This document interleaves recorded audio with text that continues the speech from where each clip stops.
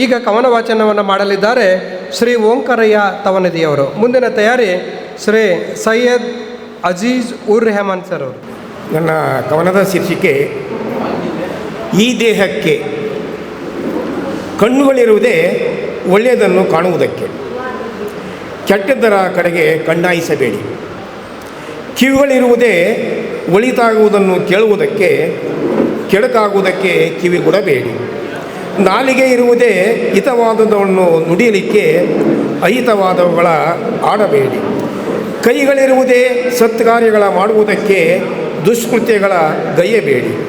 ಕಾಲುಗಳಿರುವುದೇ ಸರಿದಾರಿಗಳಲ್ಲಿ ಸಾಗುವುದಕ್ಕೆ, ಅಡ್ಡಹಾದಿಗಳ ಹಿಡಿಸಬೇಡಿ. ಮನಸ್ಸಿರುವುದೇ ಹಿತಾಲೋಚನೆಗಳ ಮಾಡುವುದಕ್ಕೆ, ದುರಾಲೋಚನೆಗಳ ಮಾಡಬೇಡಿ. ಈ ದೇಹ ಹುಟ್ಟಿರುವುದೇ ಏನಾದರೂ ಸಾಧಿಸಿ ಹೋಗುವುದಕ್ಕೆ, ಈ ದೇಹ ಹುಟ್ಟಿರುವುದೇ ಏನಾದರೂ ಸಾಧಿಸಿ ಹೋಗುವುದಕ್ಕೆ, ಸಾಧನೆ ಶೂನ್ಯರಾಗಿ ಸಾಯಬೇಡಿ. ಸಾವು ಶವಕ್ಕೂ ಅವಮಾನ ಮಾಡಬೇಡಿ, ಸಾವು ಶವಕ್ಕೂ ಅವಮಾನ ಮಾಡಬೇಡಿ. ಆಲಿಸಿದ್ದಕ್ಕೆ ಅಭಿನಂದನೆಗಳು. ಶ್ರೀ ಓಂಕಾರಯ್ಯ ತವನದಿ ಸರ್ ಅವರಿಗೆ ಧನ್ಯವಾದಗಳು. ಈಗ ಸೈಯದ್ ಅಜೀಜ್ ಉರ್ ರೆಹಮಾನ್ ಸರ್ ಅವರು ತಮ್ಮ ಕವನ ವಾಚನವನ್ನು ಮಾಡಬೇಕು ಅಂತ ಹೇಳ್ಕೊಡ್ತಾ ಇದ್ದೇನೆ. ಮುಂದಿನ ತಯಾರಿ ಸೈಯದ್ ಮುನೀರ್ ಅಹಮದ್ ದಿಲ್ ರವರು ರೆಡಿ ಇರಬೇಕು ಅಂತ ಹೇಳ್ಕೊಡ್ತಾ ಇದ್ದೇನೆ. ಈ ಕವಿಗೋಷ್ಠಿಯನ್ನು ಕುರ್ಚಿಗಳಿಗೆ ಇರಬೇಕಾಗಿತ್ತು. ಭಾಳ ಜನ ಚೆನ್ನಾಗಿತ್ತು. ಉರ್ದು शायरी में ताज़ियती अरे है गम का उर्दू में मैं आप सुना रहा हूँ. जैसा कन्नड़ा आपको ज़्यादा मालूम नहीं होती है, ऐसा उर्दू भी मालूम नहीं होती, लेकिन अंदाज़ा से भी तो जान लेते हैं कि ये कवि क्या कह रहा है. तो सुनिए. मेरे हमदम कलीम बादशाह के घर क़यामत है जबकि उनका इंतकाल हुआ. मेरे हमदम के घर क़यामत है और दिगर को मेरी भी हालत है. ಆ ದಿನ ನೆನೆಸಿದರೆ ನಂಬುತ್ತಾ ಇಲ್ಲ. ಇಷ್ಟಲ್ಲಿ ನಿನ್ನೆ ಊಟ ಮಾಡಿದೆವು ಮನೆಯಲ್ಲಿ, ನಿಧನ ಆಗಿದ್ದಾರೆ ಮಾರ್ನಿಂದ. और दीगर गुरु मेरी हालत है अपने गैरों की जिनको चाहत थी. ಇವರ ಸಂಬಂಧ ಎಲ್ಲರಿಂದನೂ ಇತ್ತಂತ. अपने गैरों में जिनकी चाहत थी, हाय वो हस्ती ज़ेर तुर्बत है. ಹಾಯ್ ಹೋ ಹಸ್ತಿ ಝೇರೆ ತುರ್ಬತ್. ಎಲ್ಲರೂ ಅವ್ರನ್ನ ಪ್ರೀತಿಸ್ತಾ ಇವರು. ಇವತ್ತು ಅವರು ತುರ್ಬತ್ ಅಂದರೆ ಸೋಮು ಸಲ್ವಾತ್ಗೆ ಓ ಪಾಬಂತೆ. ಸೋಮು ಸಲ್ವಾತ್ಗೆ ಅಂದರೆ ದೇವರಲ್ಲಿ ಭಕ್ತಿ ಅವರವ್ರ ಬಾರು. ದೇವು ಸೋಮು ಸಲ್ವಾತ್ಗೆ ಓ ಪಾಬಂತೆ ಹೈ ಯಕೀನ್ ಉನ್ಕೆ ನಾಮ್ ಜನ್ನತ್ ಹೈ. है यकीन उनके नाम जन्नत है. मैंने तक सब मुसाफिर हैं, ये सराय फ़ानी है. ಯಾರು ಇಲ್ಲಿ ಹುಟ್ಟಿದಾರೋ ಜೀವಂತವಾಗಿದ್ದಾರೋ ಒಂದಿಲ್ಲ ಒಂದು ದಿವಸ ಇಲ್ಲಿಂದ ಹೋಗಲೇಬೇಕಾಗಿದೆ. ಶಬ್ ಮುಸಾಫಿರ್ हैं. ये सराय फ़ानी है, मिटने वाली है. कोई आए किसी की रुखसत है, बरो हुट्टिर्तारे पर भोगता है. ये दुनिया ऐसी है. कोई तो हम दुआएं करेंगे ऐ शाहिद, हम दुआएं करेंगे ऐ शाहिद. बख्श देना खुदा की रहमत है, बख्श देना खुदा की रहमत है. अस्सलामु अलैकुम, नमस्ते. ಕವನ ವಾಚನವನ್ನು ನೆರವೇರಿಸಿದಂಥ ಸೈಯದ್ ಅಜೀಜ್ ಉರ್ ರೆಹಮಾನ್ ಸರ್ ಅವರಿಗೆ ಧನ್ಯವಾದಗಳು. ಈಗ ಕವನ ವಾಚನವನ್ನು ಮಾಡಲಿದ್ದಾರೆ ಸೈಯದ್ ಮುನೀರ್ ಅಹಮದ್ ದಿಲ್ ರವರು. वो किताबों के थे शैदा जाँ फिशानी थी बहुत, अपने शागिर्दों में उनकी क़द्रदानी थी बहुत। एक रहबर थे वो अच्छे और उस्ताद खूब थे। एक आखिल शख्स थे, खुश बयानी थी बहुत। इल्म का झरना थे और अखलाक का दरिया थे वो। खुश रहा करते थे हरदम, शादमानी थी बहुत। साया थे शाहीन के, आसिफ की वो परछाई थे। नाजिया आरिफ पे उनकी मेहरबानी थी बहुत। अब हमारे दरमिया से दूर आए दिल वो गए, थे खुदा के नेक बंदे, बंदगानी थी बहुत। ಕವನ ವಾಚನವನ್ನು ನೆರವೇರಿಸಿದಂಥ ಸೈಯದ್ ಮುನೀರ್ ಅಹಮದ್ ದಿಲ್ ಸರ್ ಅವರಿಗೆ ಧನ್ಯವಾದಗಳು. ಈಗ ಶ್ರೀಮತಿ ಉಷಾ ಬಸವರಾಜ್ ಅವರು ಕವನ ವಾಚನವನ್ನು ಮಾಡಬೇಕಂತ ಕೊಡ್ತಾ ಇದ್ದೇನೆ. ಮುಂದಿನ ತಯಾರಿ ಶ್ರೀಮತಿ ಮಂಜಮ್ಮ ಹೊಳೆಸಿರಿಯರಿ ಅವರು. ಎಲ್ಲರಿಗೂ ನಮಸ್ಕಾರ. ನನ್ನ ಕವನದ ಶೀರ್ಷಿಕೆ ಭರವಸೆಯ ಬಾಗಿಣ.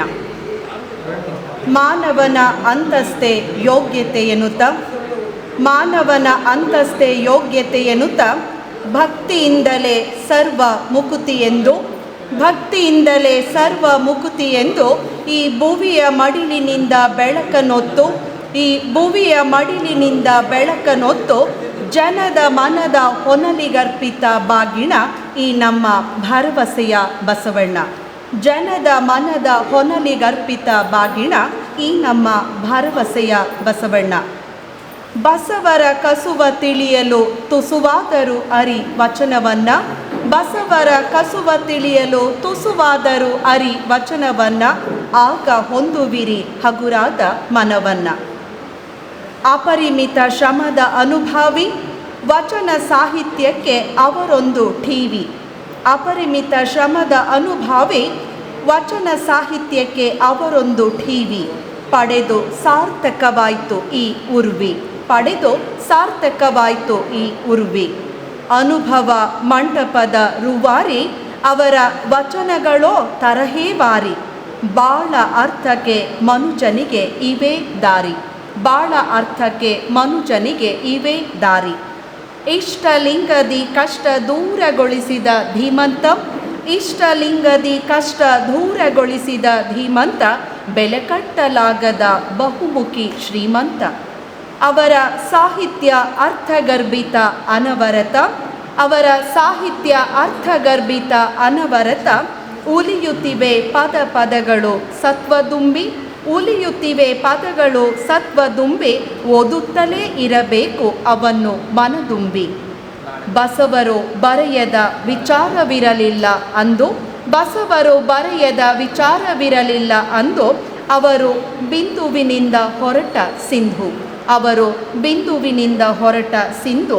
ಈಗಲೂ ಉಳಿದಿಹರು, ಈಗಲೂ ಉಳಿದಿಹರು ಆಗಿ ಕಾಯಕದ ಬಂಧು, ಈಗಲೂ ಉಳಿದಿಹರು ಆಗಿ ಕಾಯಕದ ಬಂಧು. ಧನ್ಯವಾದಗಳು. ಕವನ ವಾಚನವನ್ನು ಮಾಡಿದಂಥ ಶ್ರೀಮತಿ ಉಷಾ ಬಸವರಾಜ್ ಅವರಿಗೆ ಧನ್ಯವಾದಗಳು.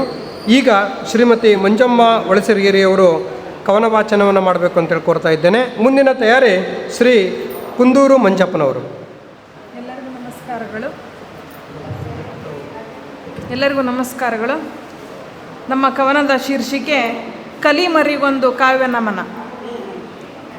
ಸಾಹಿತ್ಯ ರಂಗದಲ್ಲಿ ನಮ್ಮ ಹುರಿದುಂಬಿಸಿದ ಕವಿ ಕಲಿಮರಿಗೊಂದು ಕಾವ್ಯ ನಮನ. ಎಮ್ಮ ಕವನಗಳಲ್ಲಿ ಮೊದಲ ವಾಚನಕ್ಕಾಗಿ ಆಹ್ವಾನ ಕೊಟ್ಟವರ ನೆನೆವ ಸುದಿನ. ಜ್ಞಾನ ಭಂಡಾರಗಳು ಮಿಳಿತ ಗ್ರಂಥಾಲಯದಲ್ಲಿ ಕವಿಗೋಷ್ಠಿಯೊಂದನ್ನು ಆಯೋಜಿಸೆ, ಎಲೆಮರೆಯ ಕಾಯಾದ ನಮ್ಮಂಥವರ ಕರೆದು ಕಾವ್ಯ ವಾಚನ ಮಾಡಿ ಎಂದೆಮ್ಮ ನಿಲ್ಲಿಸೆ. ನಿಂತ ಕಾಲಲ್ಲಿ ನಡುಕ, ಮನದಲ್ಲಿ ದಡಬಡಕ, ಒಳಗೊಳಗೆ ಭಯವಿತ್ತು ಆದರೂ ತವಕ. ರವಿ ನಿನ್ನ ಕಿರಣಗಳ ನೂಕೆನ್ನ ಎದೆಯೊಳಗೆ ಮಸುಕು ಮಂದತೆ ಅರಿದು ದೂರಾಗಲು ಎಂಬ ಸಾಲನ್ನು ನುಡಿಯೇ ಪ್ರೇರಣೆಯ ಚಪ್ಪಾಳೆ ಎನೆಗೆ ಬಲ ತಂದಿತ್ತು ಹೃದಯದೊಳಗೆ. ಪಂಕ್ತಿ ಪಂಕ್ತಿಗೂ ಹರ್ಷ ಇಮ್ಮಡಿಯು ಕಾರಣವು ವಾವಾ ವಾವಾ ಎಂಬ ನುಡಿಮುತ್ತು. ಎನ್ನೆದೆಯ ನಡುಕವದು ಕಳಚಿ ದೂರಾಗಿತ್ತು ಕಲೀಂ ಭಾಷಾರವರ ಹೊಗಳಿಕೆಯಲ್ಲಿ ಮತ್ತೆ. ಅವರೊಂದಿಗೆ ನಮ್ಮ ಒಡನಾಟ ಅಲ್ಪ ಸ್ವಲ್ಪ, ಅವರೊಂದಿಗೆ ನಮ್ಮ ಒಡನಾಟ ಅಲ್ಪ ಸ್ವಲ್ಪ. ಇವರು ಮಾನವೀಯ ಮೌಲ್ಯದ ಕಾಯಕಲ್ಪ, ಸಹೋದರತ್ವದ ಹಿರಿಯ ಶರೀಫ. ಈ ಸುದಿನ ಅವರ ಸ್ಮರಣೆಯ ಕಾರ್ಯಕಲಾಪ. ಏಕತಾ ಭಾವದ ಸಾಹಿತ್ಯ ಸೇವಕ, ದೇಶ ಭಾಷಾ ಸಮಾನತೆಯ ಚಿಂತಕ, ಸಂಘಟಿತ ಸಮನ್ವಿತ ಭಾವ ಪ್ರೇರಕ, ಎಲ್ಲರೊಳಗೊಂದಾಗಿ ಬಾಳಿದ ಅವರ ಮನೋಧರ್ಮವೇ ಸಾರ್ಥಕ. ಹಿರಿಯ ಸಾಹಿತಿಯಾಗಿ ನಮಗೆ ಪರಿಚಯವಾಗಿ 4 ವರ್ಷಗಳ ನೆನಪುಗಳು ತೂಗಿ. ಹಿರಿಯ ಸಾಹಿತಿಯಾಗಿ ನಮಗೆ ಪರಿಚಯವಾಗಿ 4 ವರ್ಷಗಳ ನೆನಪುಗಳು ತೂಗಿ. ಯಾವ ಕಡೆ ಸಾಗಿದರೋ ಸಮಯದೊಳು ಬಾಗಿ. ಮತ್ತೆ ಹುಟ್ಟಿದರೆ ನೀವು ಬನ್ನಿ ಕವಿಯಾಗಿ, ಮತ್ತೆ ಹುಟ್ಟಿದರೆ ನೀವು ಬನ್ನಿ ಕವಿಯಾಗಿ. ಧನ್ಯವಾದ. ಕವನ ವಾಚನವನ್ನು ಮಾಡಿದಂಥ ಶ್ರೀಮತಿ ಮಂಜಮ್ಮ ಒಳಸಿರಗಿರಿ ಅವರಿಗೆ ಧನ್ಯವಾದಗಳು. ಈಗ ಕವನ ವಾಚನವನ್ನು ಮಾಡಲಿದ್ದಾರೆ ಶ್ರೀ ಕುಂದೂರು ಮಂಜಪ್ಪನವರು. ಮುಂದಿನ ತಯಾರಿ ಶ್ರೀ ಪ್ರವೀಣ್ ಬಿಳಿಸ್ನೂರು. ಸರ್ವ ಮನಸ್ಸುಗಳಿಗೆ ಶರಣು. ಕವನದ ಶೀರ್ಷಿಕೆ ಮಿಂಚು ಅಂತ. ತೆನೆ ಬಾಗಿದರೆ ಫಸಲು ಬಂದಂತೆ, ತಲೆ ಬಗ್ಗಿಸಿದರೆ ಸಂಸ್ಕಾರ ಪಡೆದಂತೆ. ಸಾಹಿತ್ಯ ಸಂಸ್ಕಾರ ಹೊತ್ತವ ಪ್ರತಿಭಾವಂತ, ಎಲ್ಲರನ್ನು ಸಮಭಾವದಿಂದ ನೋಡುವಾತ, ಜೊತೆಯವರನ್ನು ಬೆಳೆಸಿ ತಾನು ಬೆಳೆದನಾತ. ಚುಟುಕು ಇರುವಿ ಕಚ್ಚಿದಂತೆ ಎಚ್ಚರಗೊಳಿಸುವ ಜ್ಞಾನದಾತ. ವಸಂತ ಮಾಸದಲ್ಲಿ ಕೋಗಿಲೆ ಇಂಪಾಗಿ ಆಡಿದಂತೆ, ಗೋಷ್ಠಿಗಳಲ್ಲಿ ಕಸುವು ತುಂಬಿದ ಕೊಡದಂತೆ. ಜೇನುಗೂಡಿನ ಸಿಹನಿ ನಾಲಿಗೆ ಸವಿದಂತೆ, ಮನಸ್ಸುಗಳ ಒಂದು ಗೂಡಿಸುವ ಸೇತುವೆಯಂತೆ. ಬೆಟ್ಟ ಗುಡ್ಡಗಳಲ್ಲಿ ಹರಿಯುವ ನೀರು ಜುಳುಜುಳು ಶಬ್ದದಂತೆ, ನದಿ ಸೇರಿದಾಗ ಶಾಂತವಾಗಿ ಹರಿದಂತೆ. ನಿನ್ನ ಮಾತುಗಳು ದಾರಿದೀಪದಂತೆ, ಮಂದಾಸ್ಮೃತವಾಗಿ ನಡೆಯುವ ಕಾರ್ಯಕ್ರಮ ಬಿಸಿರೊಟ್ಟಿಗೆ ಬೆಣ್ಣಿ ಜಾರಿದಂತೆ. ಸೂರ್ಯನ ಕಿರಣಕ್ಕೆ ಮೊಗ್ಗು ಹರಳುವ ಹಾಗೆ, ನಿನ್ನ ಕವಿತೆಗಳು ಸರಾಗವಾಗಿ ನೀರು ಕುಡಿದಂತೆ. ಅಮಾವಾಸ್ಯೆಯ ಕತ್ತಲಲ್ಲಿ ಮಿಣುಕುಗಳು ಮಿಂಚಿದಂತೆ, ಮನಸ್ಸಿಗೆ ಬೆಳದಿಂಗಳ ಹುಣ್ಣಿಮೆಯ ಚಂದ್ರನಂತೆ. ಅದು ಬೇಕು ಇದು ಬೇಕು ಅನ್ನಲಿಲ್ಲ, ನನಗೇಕೆ ತಿಳಿಸಲಿಲ್ಲ ಕರೆಯಲಿಲ್ಲ. ನೀವು ಹಂಗ ಮಾಡಿದಿರಿ ಹಿಂಗ ಮಾಡಿದಿರಿ ಅನ್ನಲಿಲ್ಲ, ಸಾಮಾನ್ಯರಲ್ಲಿ ಅಸಾಮಾನ್ಯರಾಗಿ ಹೃದಯದಲ್ಲಿದ್ದೀರಿ. ನೀನಿಲ್ಲದ ಕಾರ್ಯಕ್ರಮ ಮಳೆಯಿಲ್ಲದ ಭೂಮಿಯಂತೆ, ಹಣ್ಣುಗಳಲ್ಲಿರದ ಮರದಂತೆ, ಚಿಗುರು ಬಾರದ ಬೀಜದಂತೆ, ಸುವಾಸನೆ ಇಲ್ಲದ ಹೂವಿನಂತೆ, ರಸಬತ್ತಿದ ಗಿಡದಂತೆ. ಬರ ರುಚಿ ಕಣ್ಮನಸರ ಕಾರ್ಯಕ್ರಮವಾಗುವುದೇ ನೀನು ಹೇಳು ಗೆಳೆಯ. ಮತ್ತೆ ಬಾ ಗುರುವೆ ಸಾಹಿತ್ಯ ಸಿಂಚನ ಸಿಂಚಿಸಲು, ಮತ್ತೆ ಬಾ ಗುರುವೆ ಸಾಹಿತ್ಯ ಸಿಂಚನ ಸಿಂಚಿಸಲು. ಇರುವೆ ಕಚ್ಚಿದಂತೆ ಎಲ್ಲರನ್ನು ಎಚ್ಚರಿಸಲು ಬಾ ಗುರುವೆ, ಎಲ್ಲರನ್ನು ಎಚ್ಚರಿಸಲು ಬಾ ಗುರುವೆ. ಧನ್ಯವಾದಗಳೊಂದಿಗೆ ಕವನ ವಾಚನವನ್ನು ಮಾಡಿದಂಥ ಶ್ರೀ ಕುಂದೂರು ಮಂಜಪ್ಪನವರಿಗೆ ಧನ್ಯವಾದಗಳು. ಈಗ ಕವನ ವಾಚನವನ್ನು ಮಾಡಲಿದ್ದಾರೆ ಶ್ರೀ ಪ್ರವೀಣ್ ಬಿಳಿಸ್ನೂರವರು. ಎಲ್ರಿಗೂ ನಮಸ್ಕಾರ. ಸಭೆಯಲ್ಲಿ ಆಸೀನರಾಗಿರುವ ಕಲೀಂ ಬಾಷಾ ಅವರ ಕುಟುಂಬದವರೇ, ಅವರ ಒಡನಾಡಿಗಳೇ, ನಿಮಗೆಲ್ಲರಿಗೂ ಮೊಟ್ಟ ಮೊದಲಾಗಿ ನಮ್ಮ ಸುತ್ತ ಕಲೀಂ ಬಾಷಾ ಸರ್ ಜೊತೆಗೆ ಮಾತಾಡೋದಂದರೆ ಅದು ಒಂಥರ ನಮಗೆ, ಅವರು ವೈಚಾರಿಕ ಜಗತ್ತಿಗೆ ತುಂಬ ಕೆಲಸವನ್ನು ಮಾಡಿದ್ದಾರೆ. ಅದರಂತೆ ಮಾತಾಡ್ತಾಯಿದ್ರು. ಅವರ ನೆನಪಿನಲ್ಲೇ ಒಂದು ಕವಿತೆಯನ್ನು ಓದುತ್ತೇನೆ. ಇದು ನನ್ನ 3ನೇ ಸಂಕಲನದಲ್ಲಿ ಪ್ರಕಟ ಆಗಿದೆ. ಅದು ಇತಿಹಾಸದ ಬಗ್ಗೆ ಅವರು ತುಂಬ ಮಾತಾಡ್ತಾಯಿದ್ರು. ಅವರ ನೆನಪಿಗೆ ಇದು ನನ್ನ ಕವಿತೆ. ಕವಿತೆಯ ಶೀರ್ಷಿಕೆ ಜೀವಗಲ್ಲು.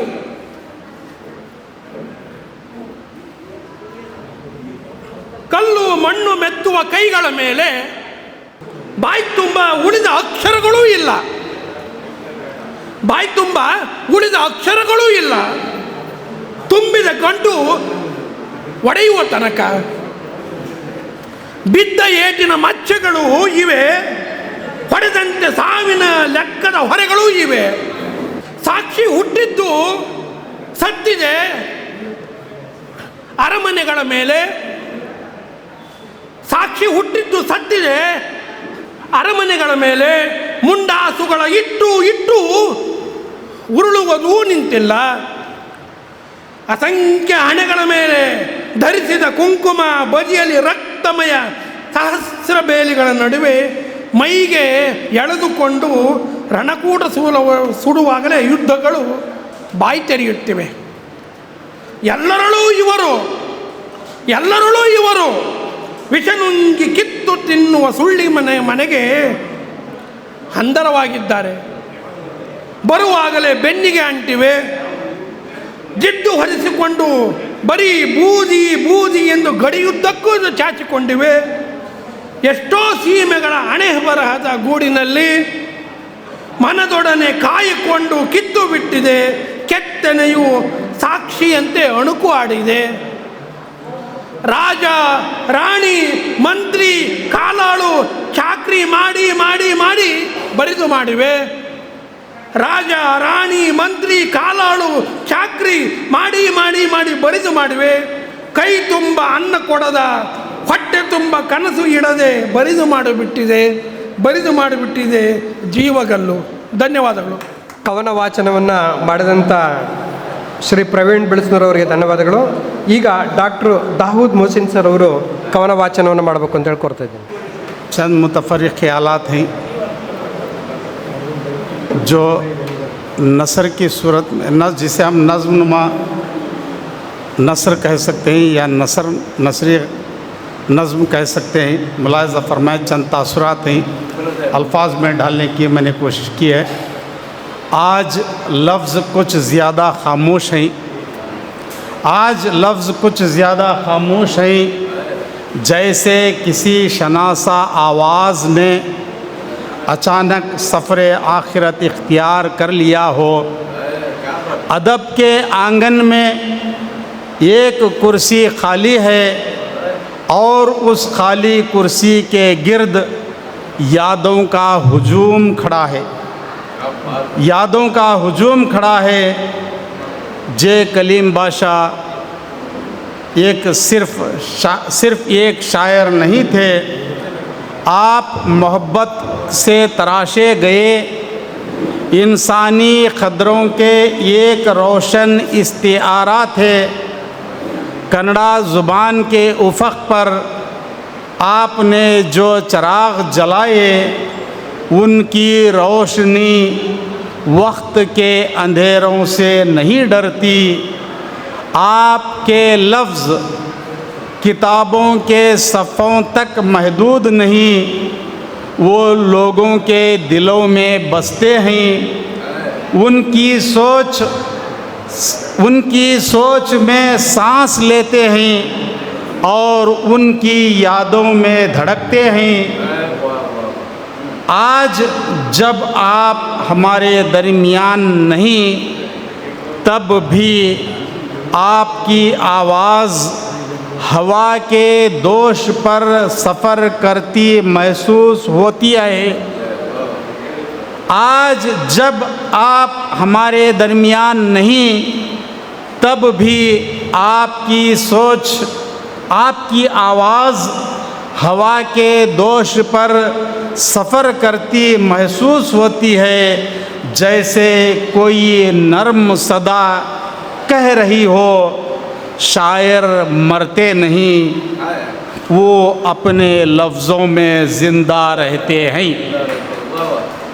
जैसे कोई नर्म सदा कह रही हो, शायर मरते नहीं, वो अपने लफ्ज़ों में ज़िंदा रहते हैं.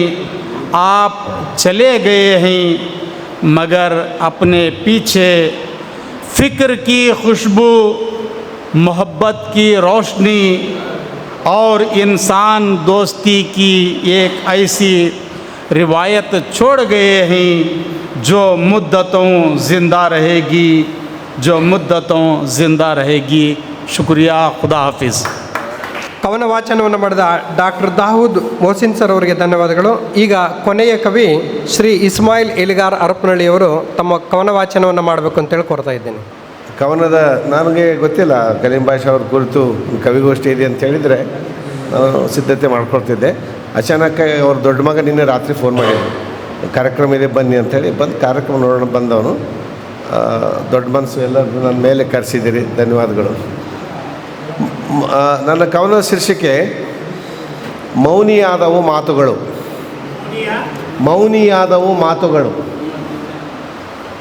ಸುಣ್ಣ ಬಳಿದ ನನ್ನ ಮನೆ ಶಾಂತವಾಗಿತ್ತು ಅದೆಷ್ಟೋ ವರ್ಷಗಳ ಕಾಲ. ಸುಣ್ಣ ಬಳಿದ ನನ್ನ ಮನೆ ಶಾಂತವಾಗಿತ್ತು ಅದೆಷ್ಟೋ ವರ್ಷಗಳ ಕಾಲ. ನೆಮ್ಮದಿ ಬದುಕು ಕೂಡಿ ಬದುಕಿದ್ದ ಮನೆ ಮಂದಿಗೆಲ್ಲ. ಭಾವೈಕ್ಯತೆ ನೆಲೆ ಊರಿತ್ತು ಮನೆ ಮಂದಿಗಳ ಮನದಲ್ಲಿ. ಇದು ಬರೀ ಮನೆಯಲ್ಲ, ಸಮಾನತೆ ಸೌಹಾರ್ದತೆ ಬೆಳಕಿನ ಮಹಾಮನೆ ಇದಾಗಿತ್ತು. ಇದು ಬರೀ ಮನೆಯಲ್ಲ, ಸಮಾನತೆ ಸೌಹಾರ್ದತೆ ಬೆಳಕಿನ ಮಹಾಮನೆ ಇದಾಗಿತ್ತು. ನನ್ನ ಈ ಮನೆಗೆ ಈಗೀಗ ಒಡಕಿನ ದೃಷ್ಟಿ ತಾಗಿದೆ. ಮನೆಯ ಗೋಡೆಗಳಿಗೆಲ್ಲ ಭಿನ್ನ ಭಿನ್ನ ಬಣ್ಣಗಳು, ಬಣ್ಣಕ್ಕೊಂದು ಮಾತು, ಮಾತಿಗೊಂದು ಅರ್ಥ. ನನ್ನ ಮನೆಯ ಗೋಡೆಗಳಿಗೆಲ್ಲ ಭಿನ್ನ ಭಿನ್ನ ಬಣ್ಣಗಳು, ಬಣ್ಣಕ್ಕೊಂದು ಮಾತು, ಮಾತಿಗೊಂದು ಅರ್ಥ. ಮೌನಿಯಾದವು ಮಾತುಗಳು ಮನೆಯೊಳಗೆ ತಲ್ಲಣ, ಕುಣಿತ, ಎದೆ ಬಡಿತ. ಬಿರುಕುಗೊಂಡಿದೆ ಮನೆಯ ಮೇಲ್ಛಾವಣೆ,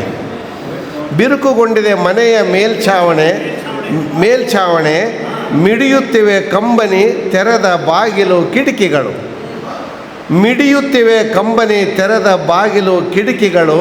ಒಂದೇ ಪ್ರಶ್ನೆ ಎಲ್ಲರಿಗೂ, ನಮಗೀಗ ಯಾಕಾಗಿ ಬಂತು ಅನಾಥ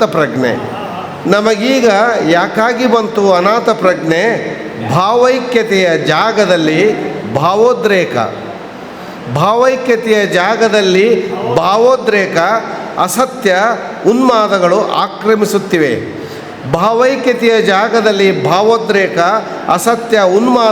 ಆಕ್ರಮಿಸುತ್ತಿವೆ.